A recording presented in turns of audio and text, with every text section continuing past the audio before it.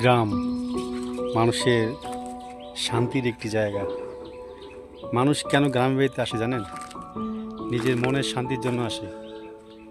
অনেক হইচই হাঙ্গামা পার করে যখন মনের শান্তির জন্য সে কোথাও যাওয়ার পরিকল্পনা করে, তখন সে গ্রামে চলে আসে। নিজ গ্রামে মানুষকে সাথে দেখা করা এবং সাক্ষাৎ করা অনেক আনন্দের একটা বিষয়। এখানে একজন লোক আমি দেখতে পাচ্ছি।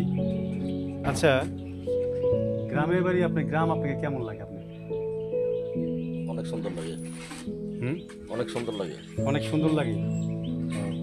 গ্রামের পরিবেশ আপনার কাছে কি, মানে বাতাস, আলো বাতাস, এগুলো আপনার কাছে কেমন লাগে? অনেক ভালো লাগে। অনেক ভালো লাগে না? ভালো।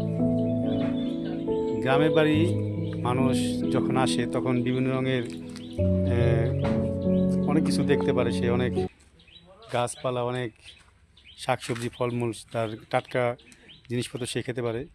এবং এখানে মাছ, বিভিন্ন রকমের মাছ, আমাদের এখানে আছে পদ্মা নদী।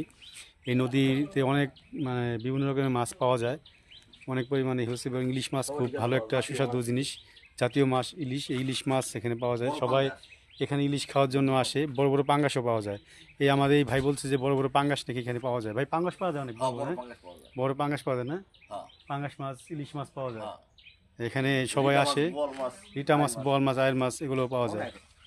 তাই এইসব আমরা চাই, ঢাকা শহরে যারা থাকে তারা মনে করেন যে খুব মনের শান্তির জন্য তারা নিজের গ্রামে চলে আসে, সেটা যে গ্রামেই হোক। কিন্তু আমি আমার গ্রামের কথা বলতেছি, সেটা মাওয়া, দক্ষিণ মেদিনী মণ্ডল মাওয়া কথা বলতেছি। এখানে সবাই আসে এবং পদ্মার টাটকা ইলিশ খেতে পারে। টাটকা পাঙ্গাসও আছে, রুই মাছ, রিটা মাছ, বিভিন্ন রকমের মাছ, যেগুলো পদ্মা নদীর মাছ, খুবই সুস্বাদু। আপনারা যদি একবার না আসেন এবং না খান, বুঝতে পারবেন না যে আসলে এটার কতটুকু মানে ফ্রেশ খাবার। এবং এখানকার পরিবেশ এবং আলো, আবহাওয়া খুবই ভালো। কোনো রকম বায়োগ্যাস এখানে নেই, কোনো রকমের ধুলাবালি সব তো দেখা যায় না। তো খুবই ফ্রেশ এয়ার এবং গাছপালাতে ভরা, খুবই সুন্দর। তো আসবেন, দেখে যাবেন, ভালো লাগবে। নিজ গ্রামে এসে ঘুরে যাবেন, এটা আপনার মনের শান্তিটাও দরকার আছে। সবাই ভালো থাকবেন। ধন্যবাদ সবাইকে।